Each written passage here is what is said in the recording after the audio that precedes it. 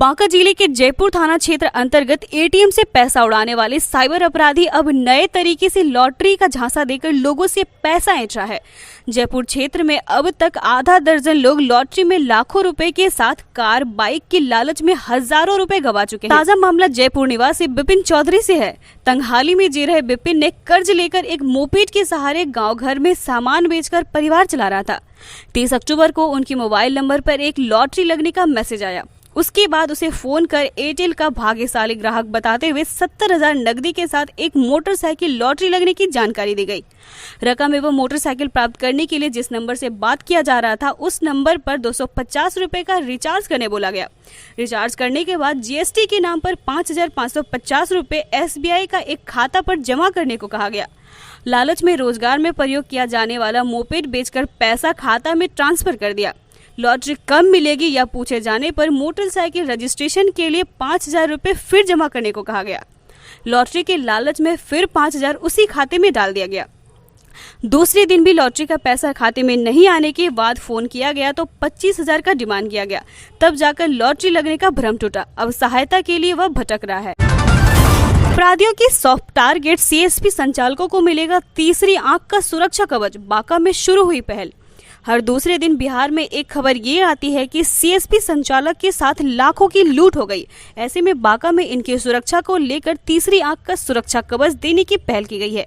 अपराधियों का soft target बने CSP संचालकों को काफी राहत। सेवा केंद्र प्रतिनिधि आए दिन अपराधियों के शिकार हो रहे हैं। माने CSP संचालक ऐसा लगता है जैसे अपराधियों के सॉफ्ट टारगेट बन गए हो। लिहाजा सुरक्षा को लेकर अब तीसरी आंख से निगरानी रखने की पहल बांका में की गई है। जयपुर में पुलिस कप्तान अरविंद कुमार गुप्ता ने क्षेत्र में संचालित सभी ग्राहक सेवा केंद्र संचालकों के साथ बैठक पर केंद्र पर CCTV कैमरा लगने व सुरक्षा के लिए निर्देश दिया गया। थाना अध्यक्ष मुरलीधर शाह ने जयपुर यूको बैंक के सहायक प्रबंधक अमन कुमार के साथ क्षेत्र में 1 दर्जन से अधिक ग्राहक सेवा प्रतिनिधियों के साथ थाना परिसर में बैठक कर सुरक्षा व्यवस्था की चर्चा की गई। बिहार में सिवान के सदर अस्पताल में गुरुवार को एक महिला ने एक साथ 5 बच्चे को जन्म दिया। जन्म लेने वाले बच्चे में 3 लड़कियां और 2 लड़के हैं। फिलहाल 5 बच्चे स्वस्थ हैं और डॉक्टरों की निगरानी में है। जानकारी के अनुसार सिवान के सदर अस्पताल में गुरुवार को एक महिला को भर्ती कराया गया। जांच के दौरान पता चला कि महिला के गर्भ में 5 बच्चे हैं। डॉक्टरों ने बड़ी सावधानी पूर्वक सिजेरियन करने का निर्णय लिया। सदर अस्पताल की उपाधीक्षक डॉक्टर रीता सिन्हा ने बताया कि महिला शहर के इस्माइल तकिया निवासी मोहम्मद जूना की पत्नी फूलजहां खातून है। डॉक्टर रीता सिन्हा ने बताया कि महिला की सबसे पहले जाँच में ही पता चला था कि उनके गर्भ में 5 बच्चे हैं, इसलिए महिला का सिजेरियन किया गया। अररिया जिले में इस वर्ष धान की खरीदारी 1 नवंबर से होगी। जिले का लक्ष्य निर्धारित कर दिया गया है। 90,000 MT से बढ़ाकर इस बार 1,31,000 MT कर दिया गया है।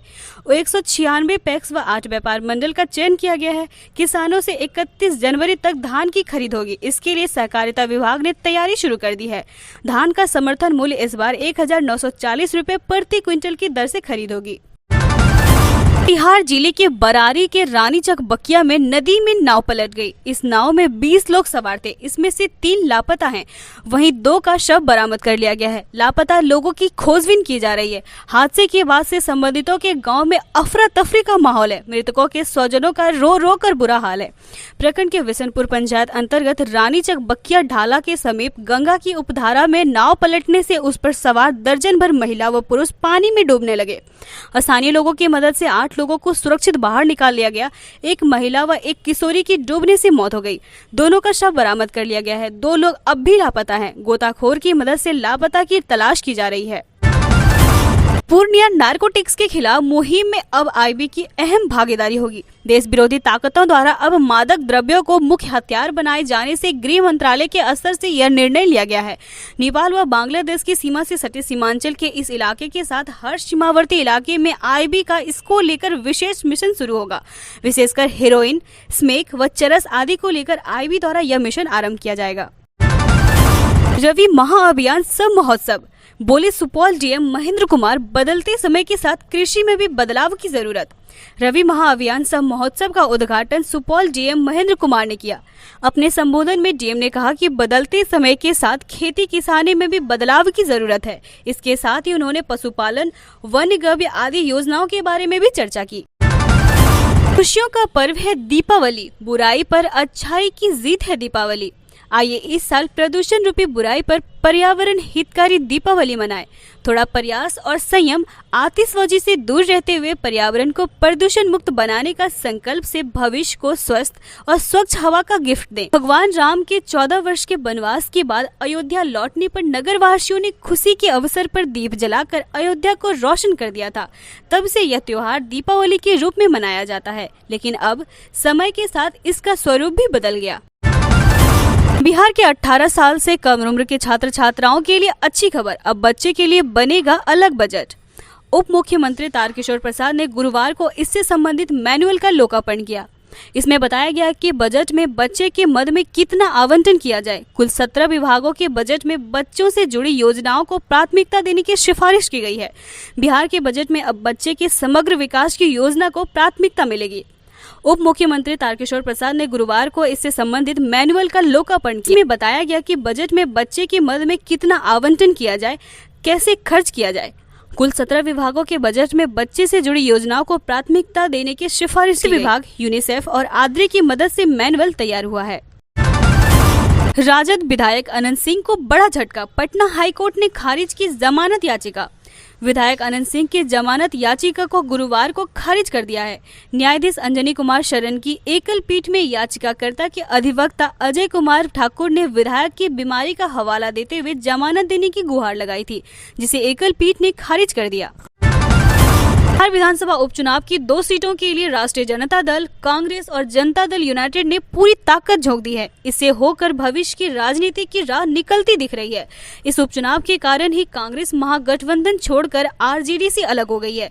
आरजेडी के इस चुनाव में जीत दर्ज कर तेजस्वी यादव के नेतृत्व में मौजूदगी के साथ साथ सत्ता का समीकरण अनुकूल बनाने की कोशिश में है। कांग्रेस यह संदेश देना चाहती है कि वह आरजेडी की पिछलग्गू नहीं है। अगर कांग्रेस जीतती है तो वह न केवल मजबूती के साथ महागठबंधन में लौट सकती है, बल्कि कन्हैया कुमार का कद भी बढ़ जाएगा। साधारण बहुमत से महज 4 अधिक विधायकों वाले राष्ट्रीय जनतांत्रिक गठबंधन के लिए भी यह चुनाव महत्वपूर्ण है। दोनों सीटों पर जेडीयू मैदान में है, इसलिए जीत से मुख्यमंत्री नीतीश कुमार का वजन बढ़ना तो तय है।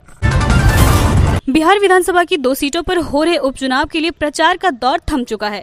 अब नेता डोर टू डोर कैंपेन कर रहे हैं। एनडीए राजद के साथ ही कांग्रेस के स्टार प्रचारकों ने दोनों सीटों पर जीत के लिए दर्जनों चुनावी सभाएं की।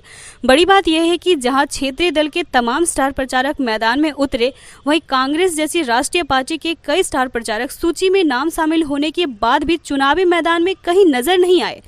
पार्टी लगातार दावा कर रही है कि दोनों सीटों पर उसकी जीत तय है। स्टार प्रचारकों की नदारद रहने पर सवाल उठ रहा है कि क्या कांग्रेस विजय हासिल कर पाएगी।